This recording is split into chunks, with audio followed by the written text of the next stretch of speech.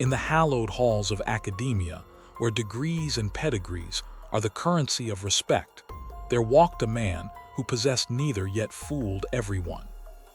Students hung on his every word regarding nuclear physics and complex mathematics, while administration officials boasted of his hiring. But beneath the tweed jacket and the confident chalkboard scrawls lay a secret that would eventually shatter the reputation of a prestigious institution. This was not merely a case of a padded resume or a slight exaggeration of past accomplishments. This was a total fabrication of identity, constructed by a man who had never even graduated from high school, yet managed to teach at the university level. The story of Marvin Hewitt is one of the most fascinating and confusing tales in the history of American education. It challenges our understanding of genius and the value of formal certification in a world obsessed with credentials. For years, this man navigated the highest levels of the ivory tower without a single legitimate document to his name. He stood shoulder to shoulder with doctorates of philosophy and researchers who had spent decades in study, while he had spent his time in libraries teaching himself everything he knew. The question that haunts this case is not just how he did it, but why he was so good at it. Marvin Hewitt was born in Philadelphia in the year 1922 into a world that did not quite understand him. From a very young age, he displayed a terrifyingly high intelligence that alienated him from his peers and frustrated his teachers. He devoured complex textbooks on aerodynamics and chemistry, the way other children read comic books. However, his brilliance was untamed and undisciplined, leading to a chaotic academic record. He found the slow pace of regular schooling unbearable and the rigidity of the curriculum stifling to his wandering mind. This friction with authority would become the defining theme of his entire life. Despite his obvious genius, Hewitt was a poor student on paper because he refused to do work he considered beneath him. He eventually dropped out of high school without receiving his diploma, which should have been the end of any academic ambitions. In the United States during the 1940s, the path to a professional career was strictly guarded by gatekeepers who demanded proof of education. Hewitt found himself working menial jobs in factories and warehouses, which left him feeling miserable and unfulfilled. He knew he possessed a mind capable of solving the mysteries of the universe, but he was trapped moving boxes. The turning point came when Hewitt realized that people rarely checked the details if the person speaking sounded confident enough. He began to experiment with small lies about his background to get better jobs or to gain entry into libraries that were restricted to university students. He discovered that he could speak the language of the educated elite fluently. He knew the jargon of physics and engineering better than most graduates. This realization planted a dangerous seed in his mind. If he could talk like a professor and think like a professor, why could he not simply be a professor? His first major foray into deception involved creating a persona that was a mixture of reality and fantasy. He began applying for teaching positions at small military academies and preparatory schools that were desperate for science teachers during the post-war boom. He forged transcripts using nothing more than a typewriter and rubber stamps he had made himself. To the unsuspecting administrators at these smaller schools, the documents looked official enough. They saw a young man who was articulate and knowledgeable, and they hired him without digging too deep into his history. Hewitt spent the late 1940s bouncing between schools and using various aliases to cover his tracks. He would teach for a semester or a year, and then move on before anyone could look too closely at his file. He taught subjects ranging from electrical engineering to advanced calculus. The irony was that he was reportedly an excellent teacher. His lack of formal training meant he explained concepts in unique and intuitive ways that students found accessible. He was not reciting from a textbook he had memorized, but rather explaining systems he had deconstructed in his own mind. However, the constant moving and the fear of discovery began to wear on him. He wanted a position where he could settle down and do real research. He set his sights higher than prep schools and began targeting universities. This required a much more sophisticated level of deceit. He could not just invent a degree, he had to steal an identity. He began scouring academic journals for names of researchers who were roughly his age, but lived in different parts of the country or abroad. He needed a name that carried weight, but not so much fame that he would be instantly recognized. He eventually settled on the identity of a man named Kenneth Yates, who was a real doctor of physics. Hewitt obtained copies of the real Yates credentials and began sending out applications to universities across the United States. It was a brazen gamble that relied on the slow communication methods of the era. There was no internet to check a photo, and long-distance phone calls were expensive and rare for background checks. Universities largely operated on an honor system, assuming that no one would dare impersonate a doctor of philosophy in such a specialized field. In the early 1950s, the University of New Hampshire was looking to bolster its physics department. They received an application from a Dr. Kenneth Yates that looked impressive. The resume listed advanced degrees and a solid understanding of theoretical physics. The department head was intrigued and invited the applicant for an interview. Hewitt arrived in Durham, New Hampshire, projecting the image of a slightly eccentric but brilliant academic. He wore the tweed suit and the thick glasses, and he spoke with a quiet authority that commanded respect. During the interview process, the faculty grilled him on complex topics including thermodynamics and quantum mechanics. Hewitt did not just answer their questions, he engaged them in high-level debates. He demonstrated a depth of knowledge that convinced everyone in the room that he was the real deal. They offered him the position of full professor. It was the coup of a lifetime. A high school dropout had just talked his way into a tenured track position at a state university. He accepted the job, and the con entered its most dangerous phase as Professor Yates Marvin Hewitt settled into life on campus. He taught upper-level undergraduate courses and graduate seminars. His students described him as intense and brilliant, often filling blackboards with equations without looking at a single note. He was known for staying late to help struggling students and for his passion for the subject.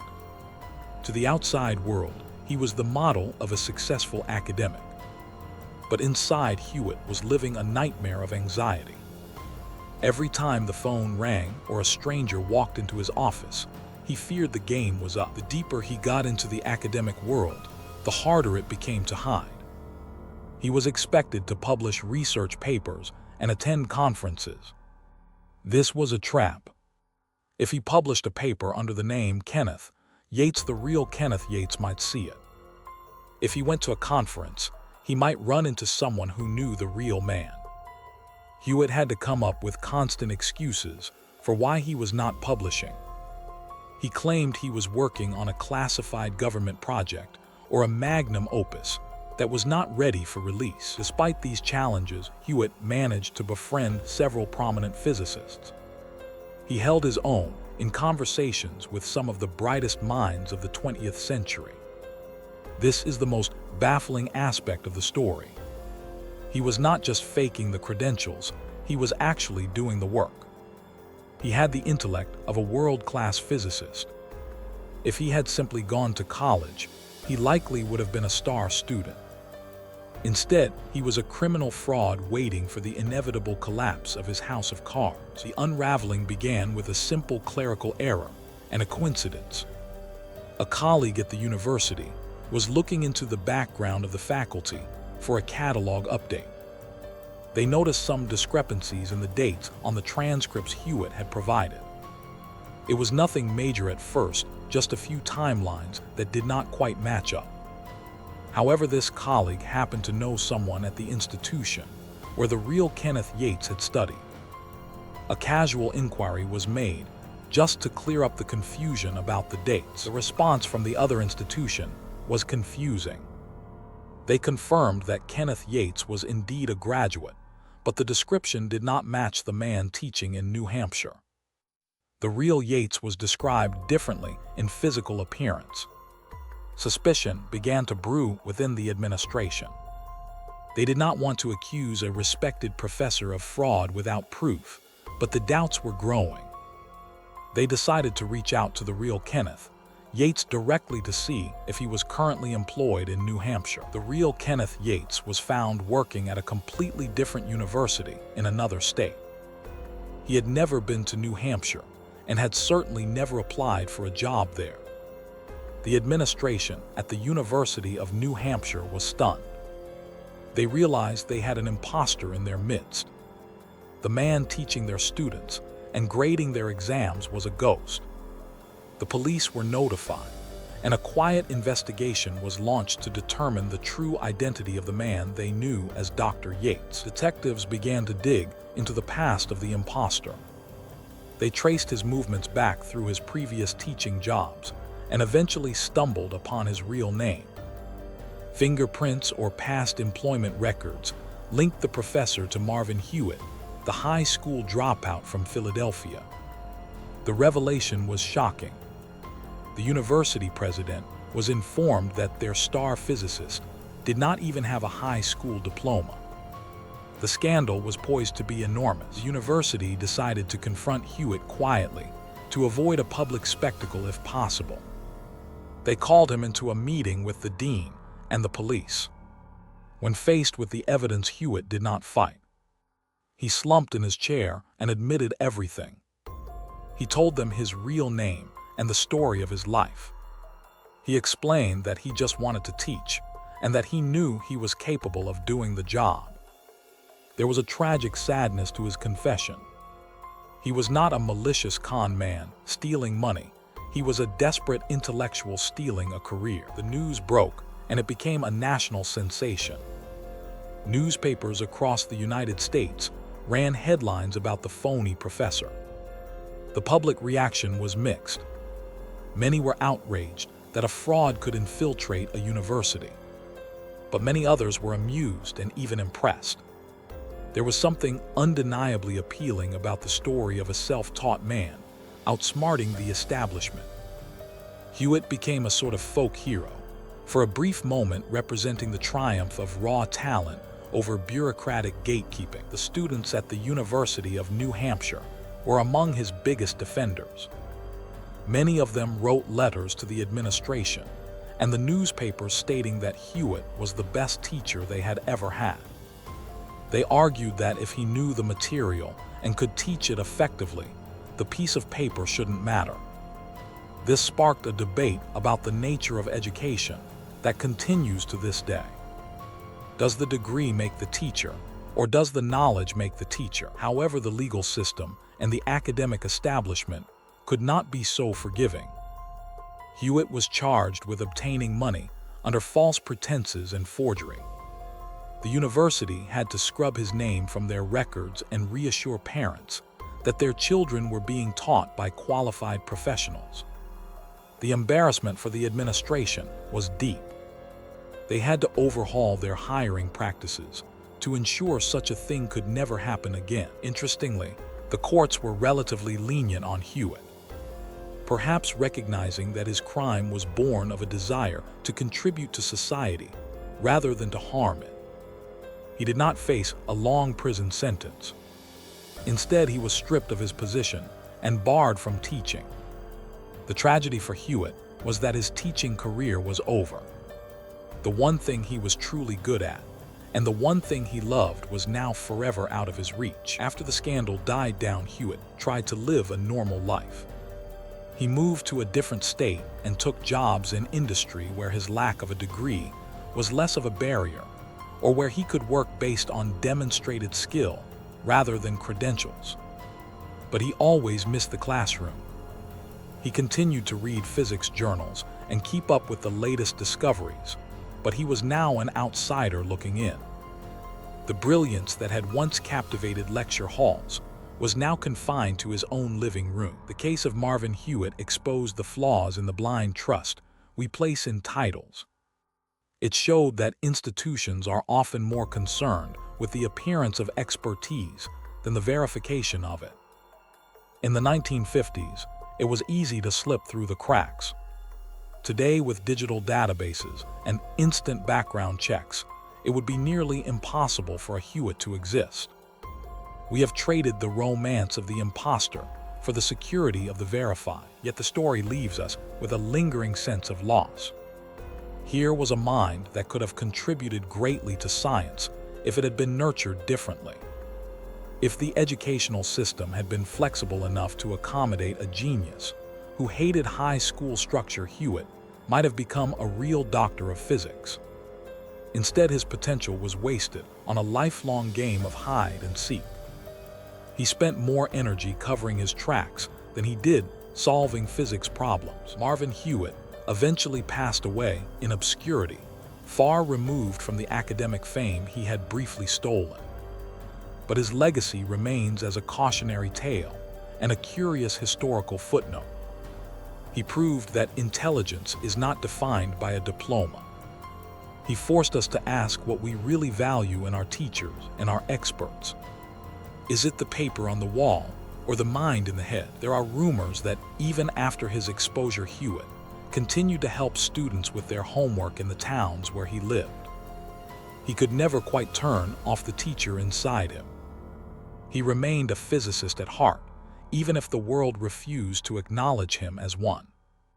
The tragedy is not that he lied, but that he felt he had to lie in order to use his gifts. In the end, the story of the con man who became a professor is not just a crime story. It is a human tragedy about ambition and the rigid barriers of society. It reminds us that sometimes the most brilliant minds are found in the most unlikely places. And it serves as a reminder to every university administrator to double-check those references, no matter how charming the applicant might be. So the next time you sit in a lecture hall or listen to an expert speak, take a closer look. They are probably exactly who they say they are. But there is always that tiny sliver of a chance that you are watching a master performer. A man like Marvin Hewitt, who knew that sometimes to be something you just have to act like it until everyone believes you.